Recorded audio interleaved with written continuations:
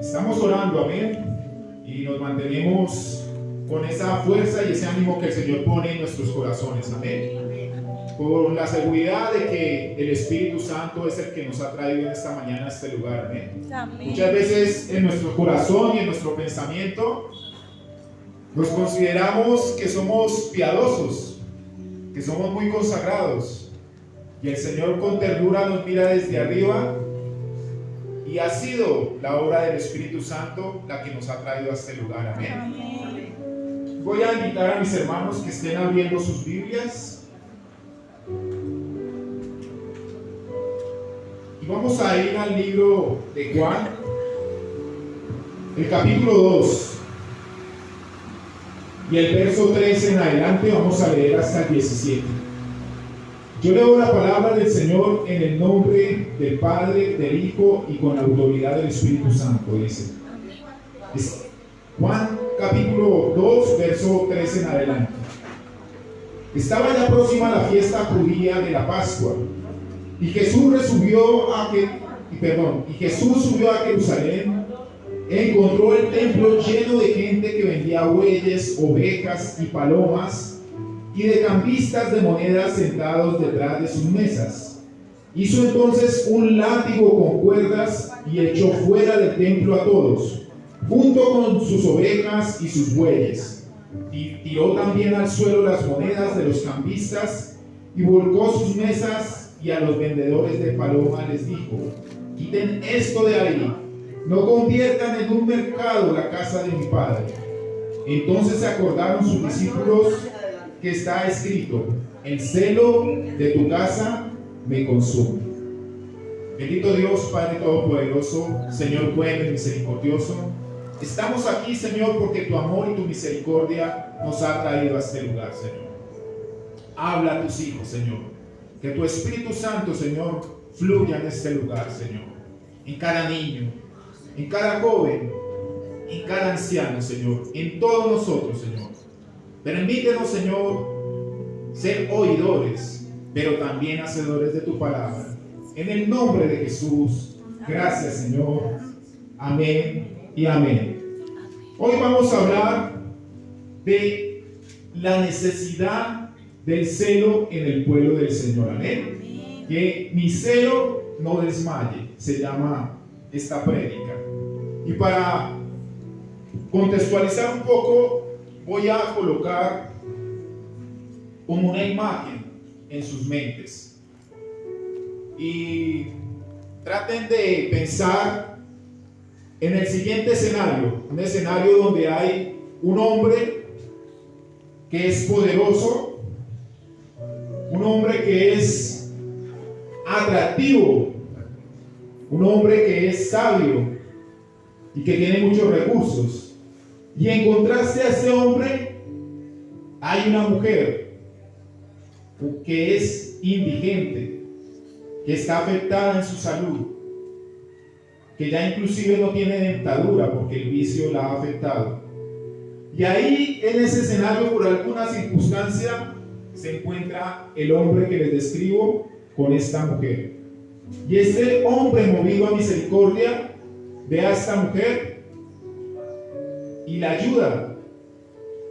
Entonces provee los recursos para que esta mujer pueda alimentarse, vestirse, y le provee cuidados médicos e inclusive servicios odontológicos. Y ya cuando ve a esta mujer un poco mejor, entonces dice: voy a hacer algo más por esta mujer, y le provee el estudio y le permite a esta mujer salir con un título universitario.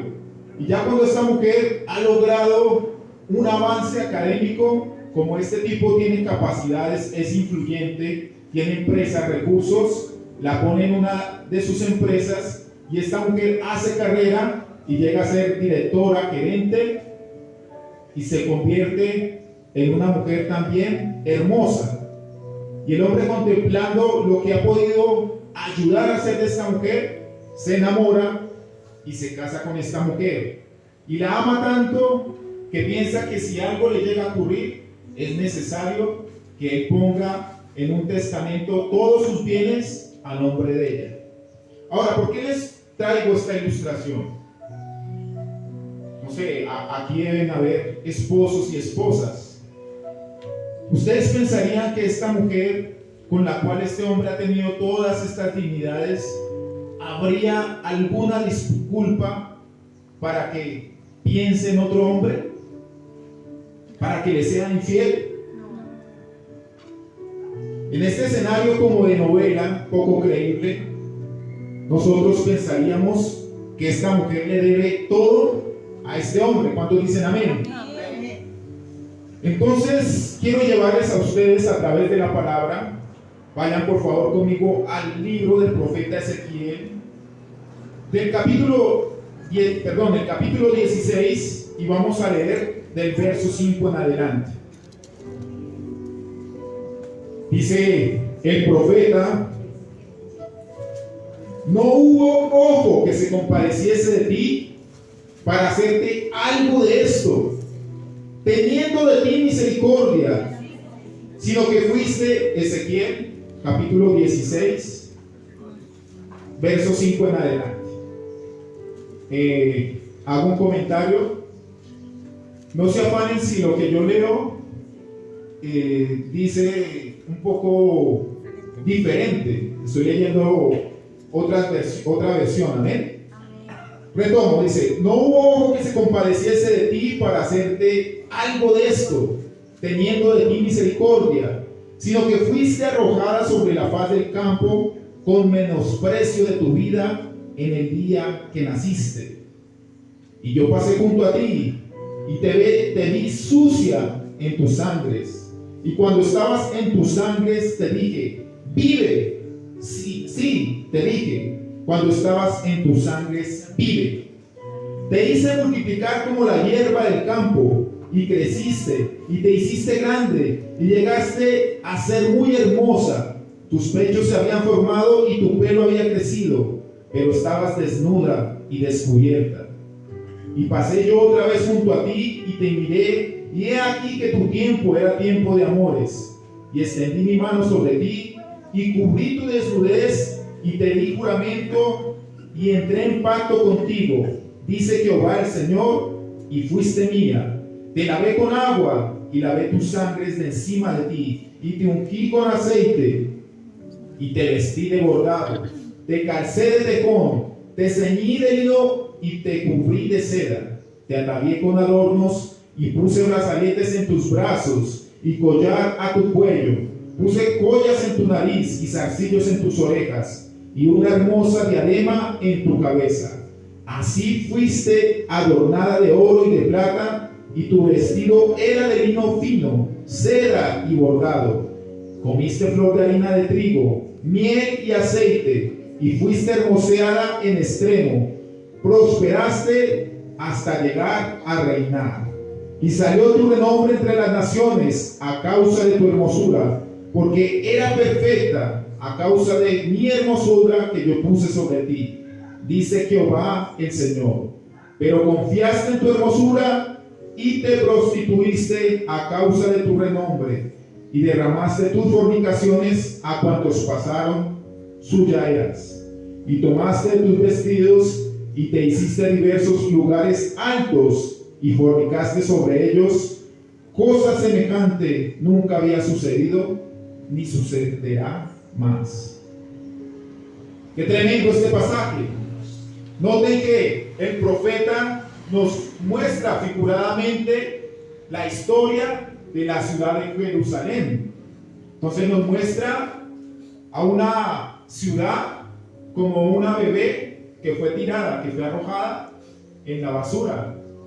Y de ahí el Señor tomó a esta ciudad y la convirtió en reina. No fue por sus méritos, no fue su capacidad, sino fue la misericordia y el poder de Dios que tomó a esta ciudad para convertirla en reina. Pero esta reina, después de que Dios puso su mirada en ella, tremendo, dice la palabra de Dios, que se volvió una prostituta. Dios le recuerda a su pueblo de dónde fueron tomados.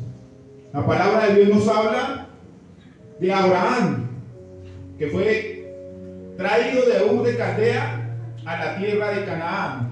Y de allí, de este hombre, el Señor formó el pueblo de Israel. Una nación pequeña. No había mérito, no había capacidad en estos hombres. No eran una nación fuerte. Pero ahí Dios puso sus ojos para convertir a este pequeño pueblo en una nación poderosa. Amén. Ustedes recordarán los eventos y los escenarios poderosos con que Dios sacó al pueblo de Israel de la esclavitud de Egipto.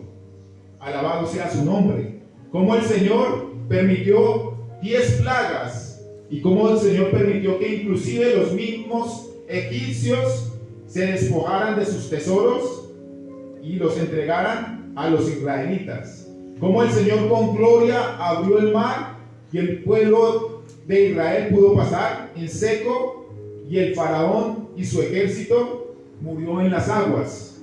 De allí el Señor le habla a esta nación cómo Él comenzó a forjar y cómo la tierra de Canaán, tierra perversa, símbolo de pecado, fue destruida estas naciones para darle esa tierra prometida al pueblo de Dios. Y de allí el pueblo comenzó a tener renombre y todos hablaban de Israel, pero no hablaban de Israel como tal, sino que tenían al Dios de la nación de Israel. Y esta nación que creció con esa gloria del Dios grande y poderoso, qué terrible, se volvió más pecadora que las naciones que habitaban antes Canaán. Y piensen en esto, no es que Israel hiciera cosas peores, hizo lo mismo. ¿Saben? La palabra habla de que llegaron al punto de que ofrecían sus hijos, los sacrificaban a los dioses cananeos. Habían abandonado el culto al verdadero Dios por adorar a dioses hechos de metal, de madera y de bronce. Y eso es lo que habla de que el pueblo de Dios fue peor que los impíos, porque no hay nada peor que conocer la verdad y volverse hacia atrás. ¿Cuántos dicen amén? Amén. Entonces vemos una primera generación que entró en la tierra prometida, y esta primera generación fue fiel. La segunda ya no tanto, y después vinieron otras generaciones que ignoraron tanto a Dios, que se corrompieron tanto, que una vez más fueron peores que los que antes habitaban la tierra de Canaán. ¿Saben? Aquí ya no hablamos de Israel, sino hablamos a nosotros como iglesia.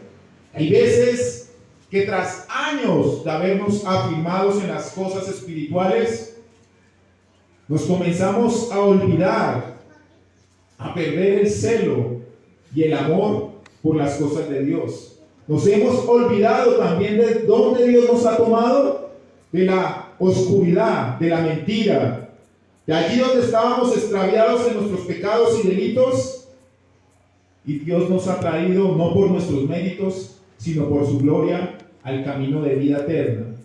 Pero ahí comenzamos a olvidar. ¿Saben? Hay veces en las relaciones de pareja comienza a haber ese olvido. Escuchaba con preocupación en noticias que hay ahora modalidades en los hogares donde como esposos acuerdan darse un tiempo, un respiro, de inclusive se permite el salir con otras personas para que la relación no sea rutinaria, para que no haya monotonía. ¿Qué clase de celo puede haber en una relación de este tipo? Y así hay veces en la vida espiritual también nosotros comenzamos a mirar a Canaán, a mirar las cosas del mundo.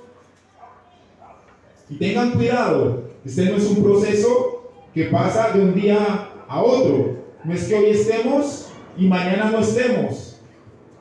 Es un proceso de enfriamiento lento. ¿Y saben qué es lo más complicado? Que hay veces el cristiano no se enfría totalmente, sino que llega a un conformismo de tibieza. ¿Y qué dice el Señor acerca de los tibios? Le provocan vómito, náuseas. Dice la palabra de Dios que da asco porque ni eres frío ni caliente. Y eso nos tiene que llevar a pensar. Porque hay veces no hay amor, no hay celo por la causa de Dios, sino lo que hay es religiosidad. Nos sentimos contentos, hay veces, o no contentos, sino que nuestra conciencia se ha cauterizado al punto de que ya nos sentimos tranquilos, de que venimos el domingo a la iglesia y ya cumplimos, ya nos sentimos bien, ya podemos continuar nuestra semana haciendo nuestra rutina. Nos sentimos tranquilos porque ofrendamos, porque tenemos algunos actos de bondad.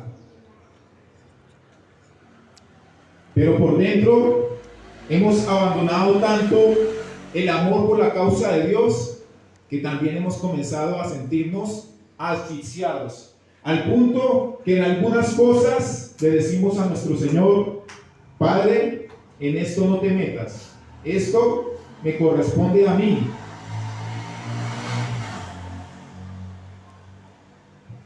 Y otra vez, como pareja, como esposos, ¿qué sentiríamos nosotros si nuestra pareja tiene aspectos donde no nos es permitido?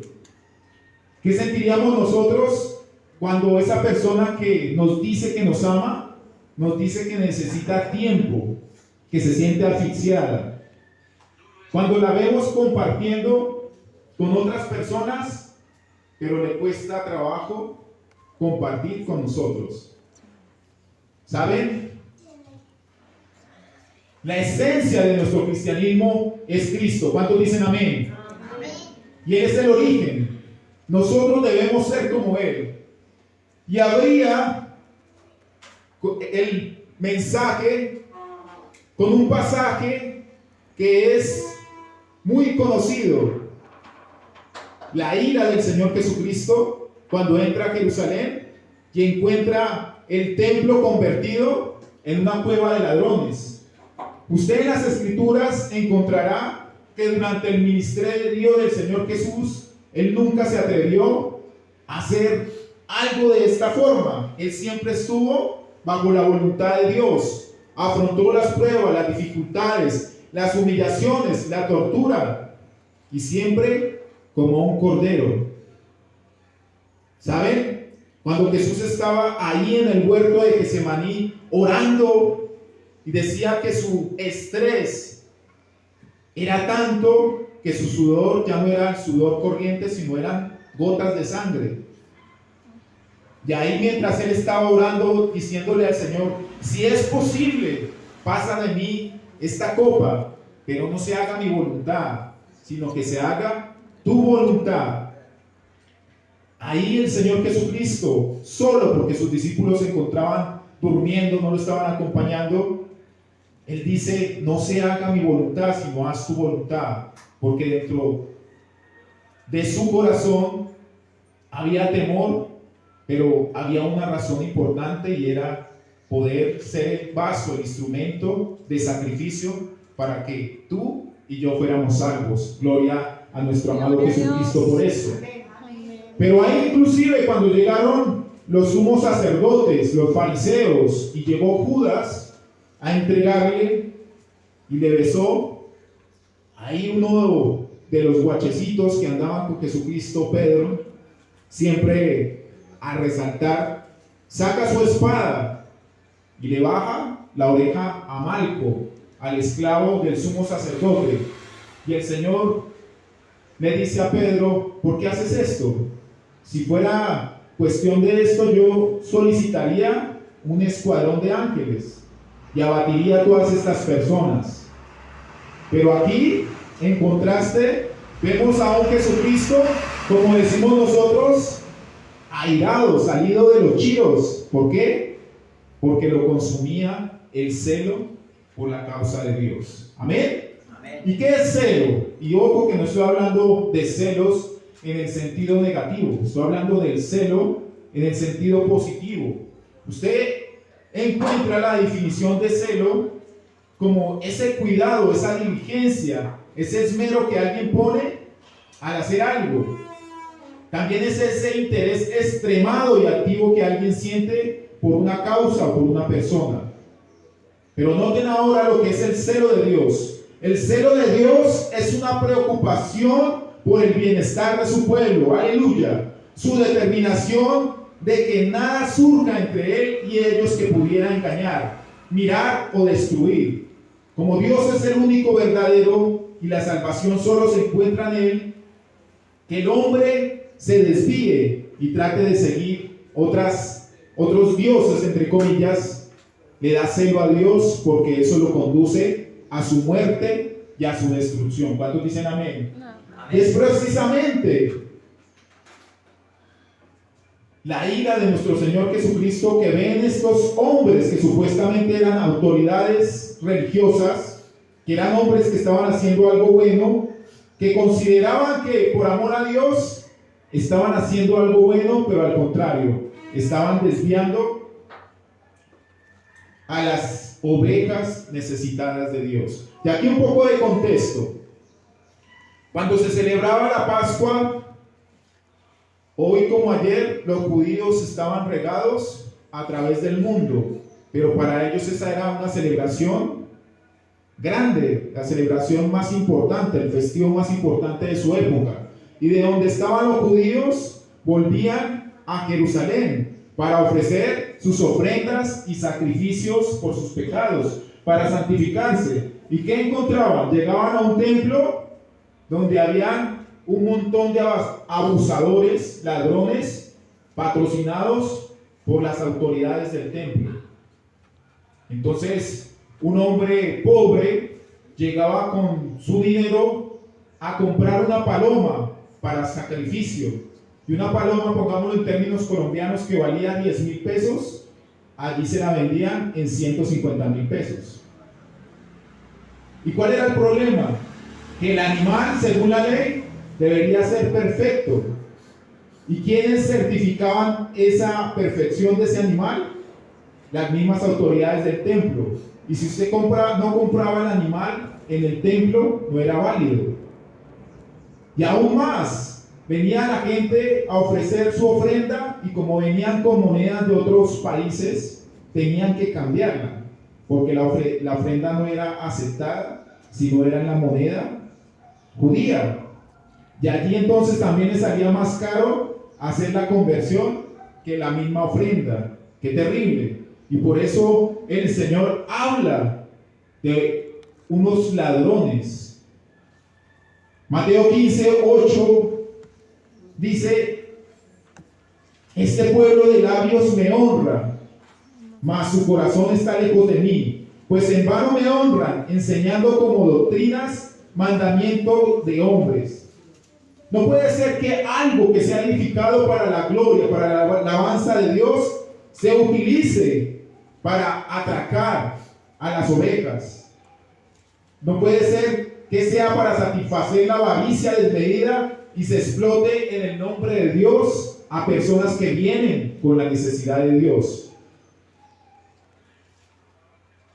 Ojo, ahora no es tanto el templo físico. ¿Cuántos de ustedes saben que ustedes ahora son el templo del Espíritu Santo de Dios? Amén. Amén. Y eso es una bendición, pero al mismo tiempo es una gran responsabilidad. Y es triste encontrar, y ojo a los líderes, personas que pretenden avanzar y crecer en los caminos de Dios, más que por ser un canal de bendición, de ser un instrumento para Dios, para buscar su beneficio personal. Profanando lo que es santo, dice la palabra de Dios: sé santos como yo soy santo. Pero nos encontramos, hay veces, gente comercializando con lo sagrado. Ojo con tu testimonio. Ojo con abrir campo al doble ánimo en tu corazón. La palabra del Señor dice que no se puede servir a dos señores, porque se amará a uno y se odiará al otro. Y cuando damos campo a ese tipo de situaciones, no solamente estamos afectando nuestra vida personal, sino estamos afectando a las personas que están alrededor nuestro.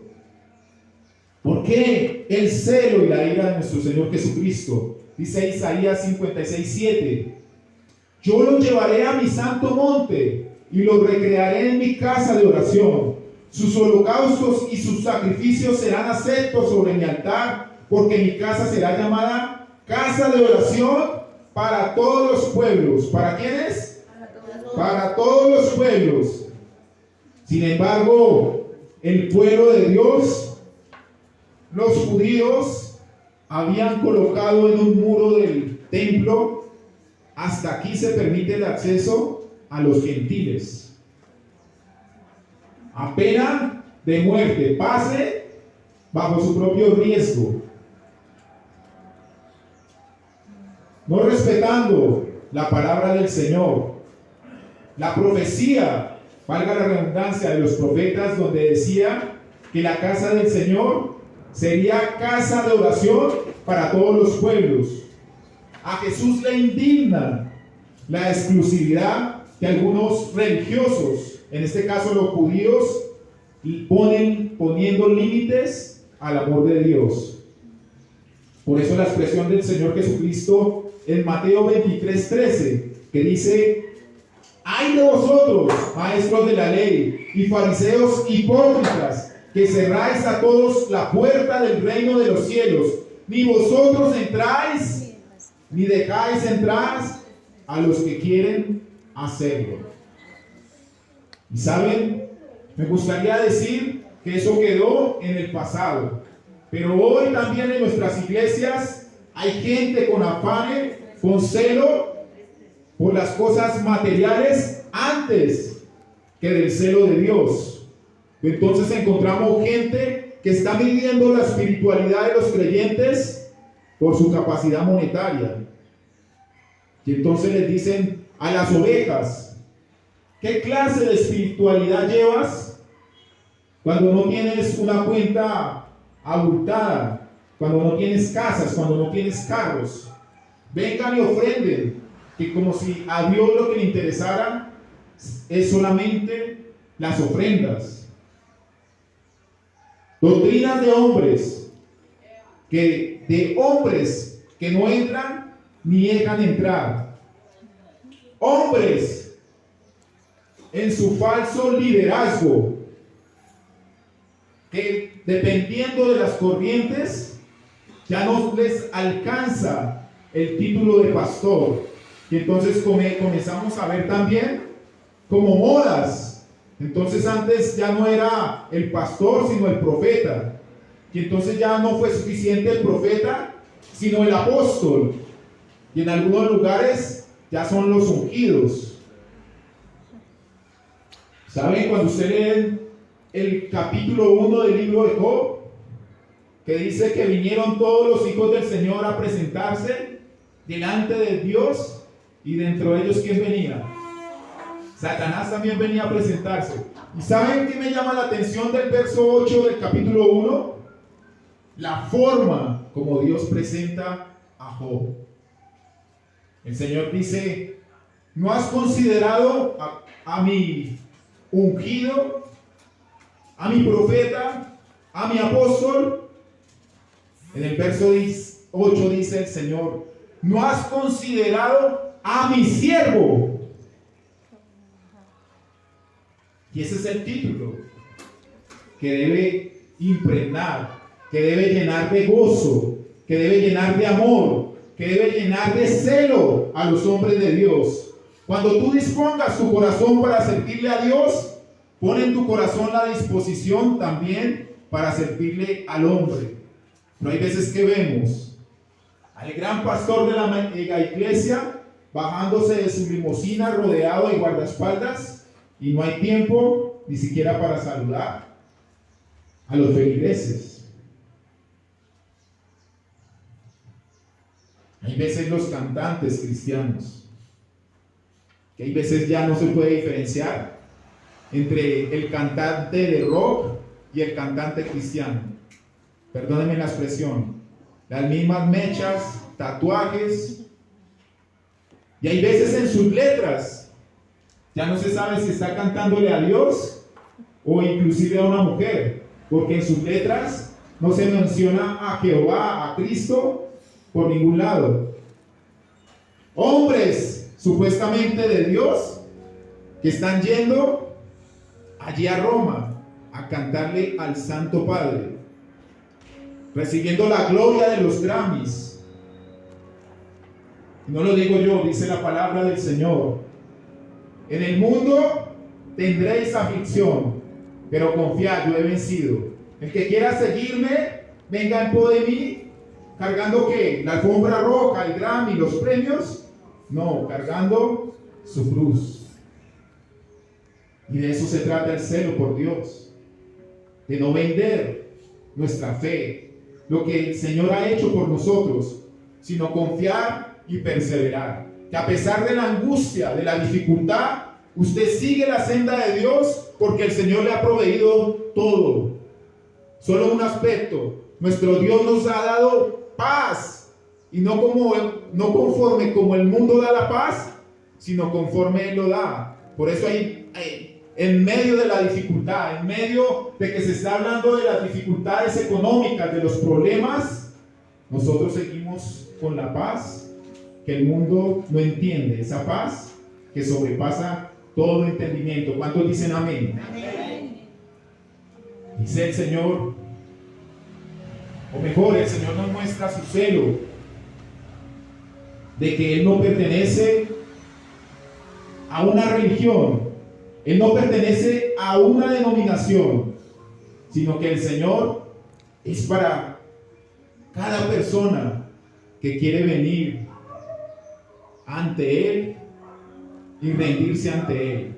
Dice la palabra del Señor que si confesamos con nuestras bocas que Jesús es el Señor y creemos en nuestro corazón que el Señor le levantó de los muertos, seremos salvos. Amén. Amén. Porque con el corazón se cree para justicia, pero con la boca se confiesa para salvación. Amén. Entonces nosotros no podemos actuar como los judíos, poniendo letreros y no dejando pasar ni pasando nosotros. Y usted se preguntará, ¿cómo nosotros podemos afectar las vidas? ¿Cómo nosotros podemos afectar que una persona venga a Cristo? Y eso lo hacemos a través de la falta de celo, a través de la falta de amor, con un testimonio que en vez de ser luz a las personas, les está mostrando un camino de tibieza, colocando un límite que no deja entrar ni tú entras. No puedes pretender amar a Dios cuando le haces daño a tu prójimo, y ciertamente lo haces cuando en tu corazón, en vez de haber celo, hay religiosidad. Cuando no hay pasión por las cosas de Dios, pero hay pasión por las cosas del mundo. Hay veces que tristemente en la vida cristiana se viene más a la iglesia por el miedo a la ruina que por amor a Dios. ¿Saben? Desde estos púlpitos no deberíamos insistir tanto en predicarle a las personas acerca de por qué no deben frecuentar ciertos sitios, de por qué no deben fumar, de por qué no deben alcoholizarse, de por qué no deben unirse en yugo desigual, de por qué no deben jurar en vano. Porque ya en lo más profundo de su corazón deberíamos entender ese primer mandamiento, no por norma, no por recitarlo, sino por vivirlo desde nuestro corazón. Amarás a Dios sobre todas las cosas. Y amarás a Jehová tu Dios de todo corazón y de toda tu alma y con todas tus fuerzas. Eso denota que debe haber pasión, anhelo prioridad por Dios. ¿Saben? El apóstol Pablo en la primera carta de Corintios, en ese capítulo 13 que es tan famoso por el amor, nos habla de que qué sentido tiene de que nosotros hablemos en lenguas, de que profeticemos, de que qué sentido hay de que yo venda mis bienes y los dé a los pobres, de qué sentido hay que yo sacrifique mi vida en ofrenda a Dios, de que no hay sentido si yo tengo una fe tan grande que puedo mover montañas, pero que no haya amor. Dice en ese capítulo que cesará la profecía, los dones, que no habrá necesidad de ciencia, pero que si hay algo que debe permanecer es el amor. Y eso lo a uno en el mensaje de Jesucristo a las iglesias. ¿Saben? En el mensaje a la iglesia de Éfeso, en Apocalipsis capítulo 2, verso 2, vaya conmigo por favor. Capítulo 2, verso 2 de Apocalipsis.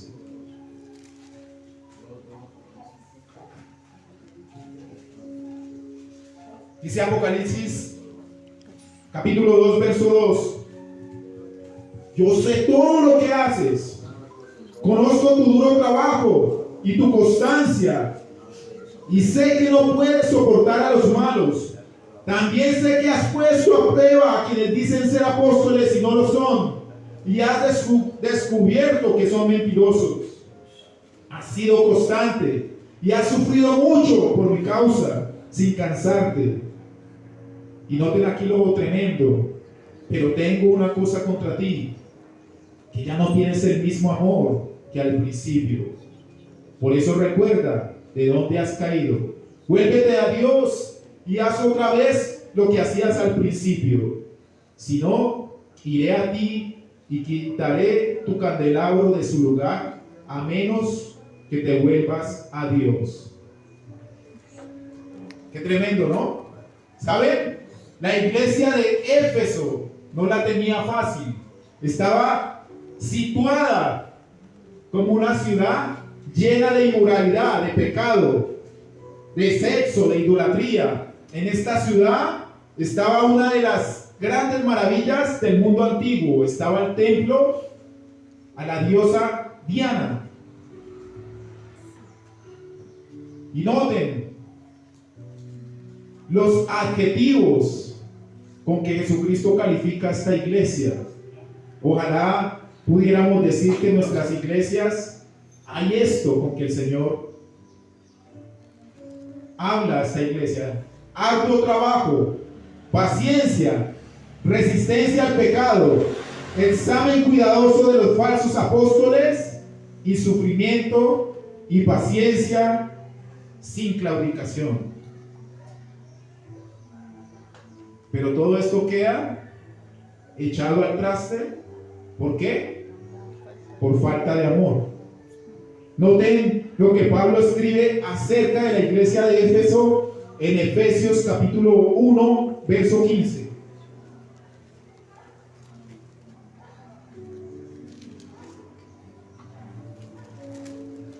Efesios capítulo 1, verso 15.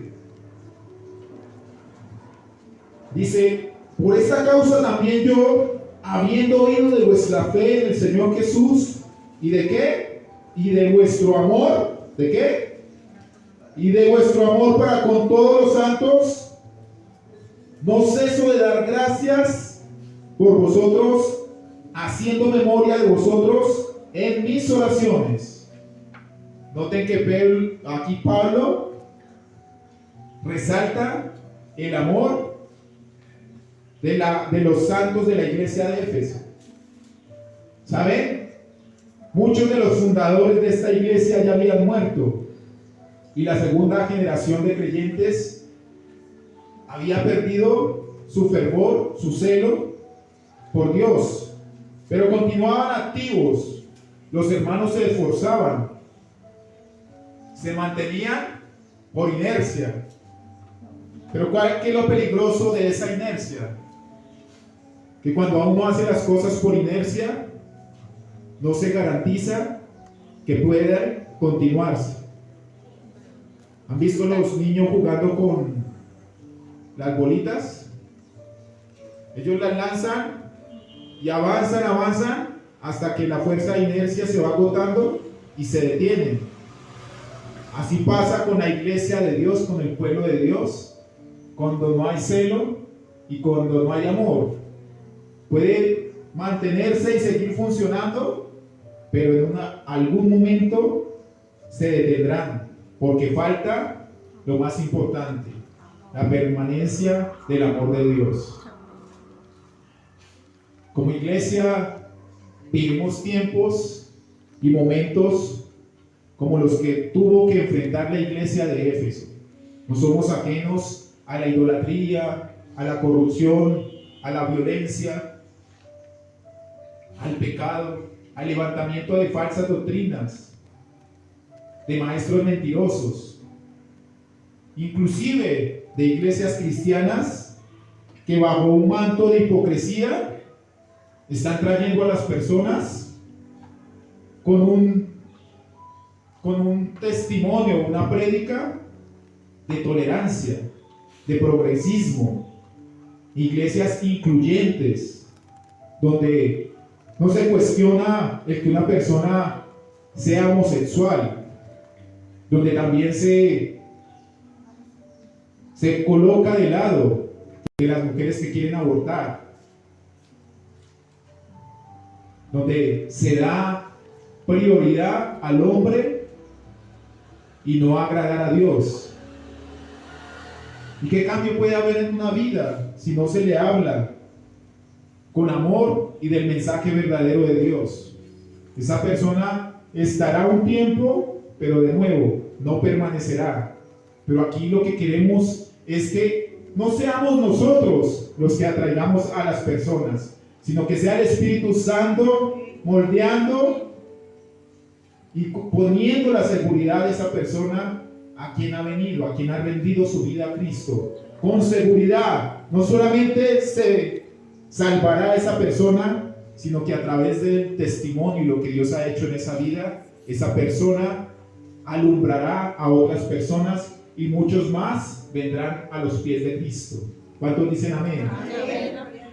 Bendito sea el nombre del Señor. ¿Saben?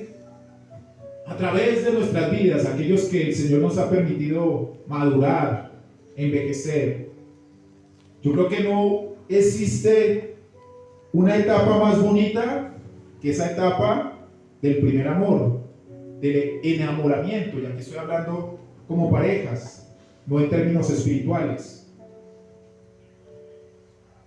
Esos primeros días, esos primeros meses, y ojalá pudiéramos hablar de años, pero hay veces ese amor, esa pasión se enfría y ya no es el amor, sino que ya es la costumbre, ya es la imagen, lo que dirá la sociedad.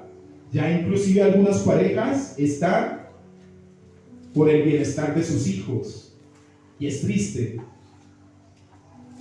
Y ahora sí, en términos espirituales, así de igual manera, cuando venimos a Cristo y tenemos fresca en nuestra mente y en nuestro corazón lo que Él ha hecho por nosotros, el amor y la misericordia por la que Él nos alcanzó, no por nuestros méritos, de todo lo que nos ha perdonado, de todo lo que Jesucristo pagó en la cruz por nosotros, vivimos apasionados. Somos esos hermanos que se apuntan de primeras, que no se han abierto las puertas y ya estamos ahí. Somos esas personas que están invitando a su familiar, a su amigo, que le están hablando de Cristo. Pero va pasando el tiempo y ese primer amor comienza a enfriarse. Ya comenzamos a hacer las cosas con nuestras propias fuerzas. Incluso estamos entorpeciendo las bendiciones que Dios tiene para nosotros, haciendo por inercia y no por la verdadera razón que debe ser el amor. ¿Han leído ustedes el libro del profeta Ageo? ¿Saben? Me llama la atención que Dios tiene que hablar por medio de este profeta otra vez a la nación de Judá. Ustedes recordarán que los judíos fueron llevados a exilio al imperio babilónico y se cumplieron los 70 años de la profecía y Dios les permite por medio del gran rey Ciro volver a Judá. Y ellos vuelven con ese gozo de volver a ser nación y con ese gozo una misión, la misión de construir el templo. ¿Y por qué la importancia del templo? Porque eso era lo que le daba identidad al pueblo de Dios. Y comienzan a construir. Y aquí un mensaje para la iglesia, para nosotros. Siempre que usted pretenda hacer algo para Dios, no se le haga raro que van a venir cosas que se opongan, que le van a poner impedimento. Ahí está la obra del enemigo. Entonces el mensaje es: aquí no se sienta bendecido cuando todo está tranquilo, porque al contrario, algo malo puede estar pasando con su vida espiritual. Pero gócese si usted está orando y haciendo para la causa de Dios, y hay dificultades y hay problemas, porque Dios le permitirá salir de esas pruebas y no solamente saldrá, sino que le dará la victoria. ¿Cuántos dicen amén?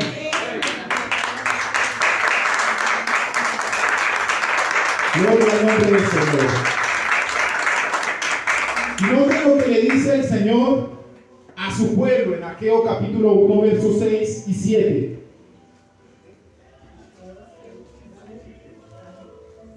Ageo capítulo 1, versos 6 y verso 7.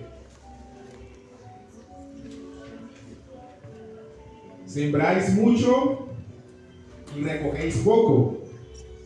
Coméis y no os saciáis. Bebéis y quedáis y no quedáis satisfechos. Os vestís y no os calentáis. Y el que trabaja jornal recibe su jornal en saco roto. Así ha dicho Jehová de los ejércitos: meditad sobre vuestros caminos. Y hoy el Señor nos dice a nosotros también: mediten sobre sus caminos. El pueblo tenía una misión, había vuelto del cautiverio y con una misión de construir el templo habían enfrentado las dificultades de los samaritanos.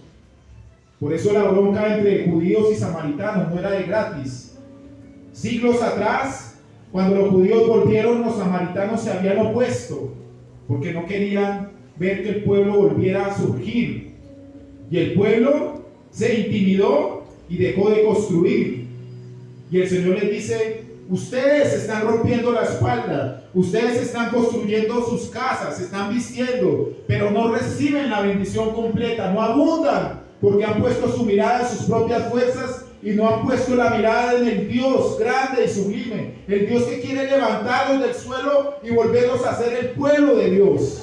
No habían entendido, y por eso el Señor les dice: meditad sobre vuestros caminos. Sembrás y no recoges, te alimentas y no te sacias. ¿Saben? Una vez Moisés estaba delante de la presencia del Señor, hablando cara a cara, y dice que el rostro de Moisés brillaba, alumbraba tanto que los hombres de Israel no podían mirarlo a la cara. Y ese hombre vuelve de la gloria de Dios y baja, ¿y qué encuentra? Una nación envuelta en pecado, depravada, haciendo y deshaciendo, porque tal vez Moisés se había muerto. Aquellos que vieron la gloria de Dios, viendo cómo el Señor había enviado las plagas, cómo el Señor había permitido que el ángel matase a los primogénitos de Egipto, y cómo el Señor los había sacado en gloria y les había permitido atravesar el mar rojo. Esos mismos habían construido un becerro y estaban dándole la gloria a ese becerro por haberlo sacado de Egipto. Qué tremendo es el pensamiento del hombre. Qué tremendo es la ignorancia cuando no se tiene celo por Dios. Fácilmente podemos estar hoy en la iglesia, en la mañana y en la tarde podemos estar bailando, tomando cerveza, haciendo y deshaciendo y dando un mal testimonio por la falta de celo. Este Moisés baja al pueblo y ve esta escena y dice: ¿quién está conmigo? Y los hombres de Leví se juntaron y les manda a empuñar sus espadas, y 3,000 hombres quedaron como sacrificio por el pecado. Hubo juicio, pero al mismo tiempo una tribu se eligió como el pueblo al servicio de Dios, los levitas. Otra vez, un tiempo después, los hombres de Israel comenzaron a corromperse. Ya no les gustaban las mujeres de Israel. Estaban las moabitas, las madianitas, con sus minifaldas, sus torcitos, y el pueblo de Dios comenzó a mezclarse con estas mujeres. Otra vez, falta de celo, falta de amor por Dios. Y dice la palabra que el Señor envió su juicio, y otra vez comenzó el ángel, y ya habían muerto 24,000 hombres del campamento de Dios por el pecado. Y llama la atención que en esa escena un israelita, ustedes encuentran esto en Números 25, si lo quieren leer, un israelita atravesando el campamento, y mientras los hombres, los líderes lloraban porque estaba el juicio de Dios, este hombre de la mano de una medianita hacia su carpa para saciar sus deseos carnales. De allí se mete en la carpa, y un hombre de Dios, Finnes, ve esta escena y no puede resistir, y toma una lanza, entra a esa carpa y atraviesa a esta pareja por el estómago. Ustedes dicen: tenaz. Qué sangrienta es la Biblia. Pero miren lo que dice el Señor de este hombre, de Finnes. Entonces el Señor se dirigió a Moisés y le dijo: Finnes ha hecho que se calme mi ira contra los israelitas, porque él ha tenido el mismo celo que yo tengo por ellos. Por eso no me he dejado llevar del celo y no terminé con ellos. Dile pues que yo hago con él una alianza de paz, por la cual le entrego a él y a sus descendientes el sacerdocio para siempre, porque tuvo celo por mí y obtuvo así el perdón para los israelitas. Ese es el celo de Dios. El Señor no es que le guste la sangre. El Señor ama a sus hijos y quiere el bienestar para ellos. Cuando usted ve a su hijo que se está rodeando de malas compañías, si es necesario, usted lo castiga, no lo deja salir, porque usted tiene celo, amor por sus hijos. Así es el Señor por su pueblo, por usted y por mí. Tiene celo y le ama. Pero también al mismo tiempo el Señor es un Dios de justicia. La sangre de su Hijo Jesucristo no es algo para pisotear. Si usted ha conocido de Dios y no quiere caminar, esa sangre traerá justicia. Mi pueblo querido, así como en algún momento el Señor levantó a estos hombres para hacer justicia, y estos hombres permitieron ser instrumentos de Dios, hicieron justicia, pero al mismo tiempo el que permanece en Dios y tiene celo por Dios es bendecido. Usted aquí encuentra a través de la palabra de Dios como la tribu de Leví, por el celo a Dios, fue levantada como tribu al servicio de Dios. Aquí encuentran como a Finnes se le hace la promesa del sacerdocio. Y aquí el Señor te dice hoy a ti: pilas con el celo. Que el celo por mí no desmayes, que no falte la pasión y el anhelo por la causa de Dios. ¿Saben? En contraste, les comentaré de algo en contraposición y que ustedes lo tienen muy referenciado en la Biblia. Elí no quiso estorbar a sus hijos. Y en un solo día murió él, sus hijos, y una maldición se erigió para muerte, enfermedad sobre esta familia. A veces nos afanamos por nuestra vida espiritual y venimos a la iglesia y nuestros hijos se quedan en la casa frente a una televisión, frente a una tablet, un dispositivo electrónico, y nosotros pensando que estamos haciendo bien, pero nos está faltando celo por la causa de Dios. Hay cosas duras que se tienen que hacer y dolerán, pero tendrán la ira y el juicio de Dios, pero también al mismo tiempo erigirán tu casa como luz y bendición para otras familias. Dice Habacuc 2:4: y aquí que aquel cuya alma no es recta se enorgullece, mas el justo por la fe vivirá.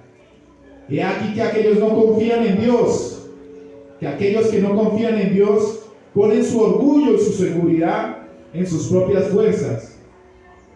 Sin duda podrán hacer momentáneamente, pero no permanecerán.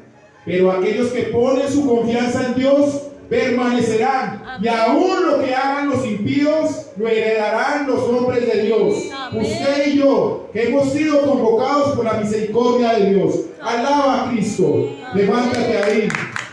Levántate, hermano, en esta mañana.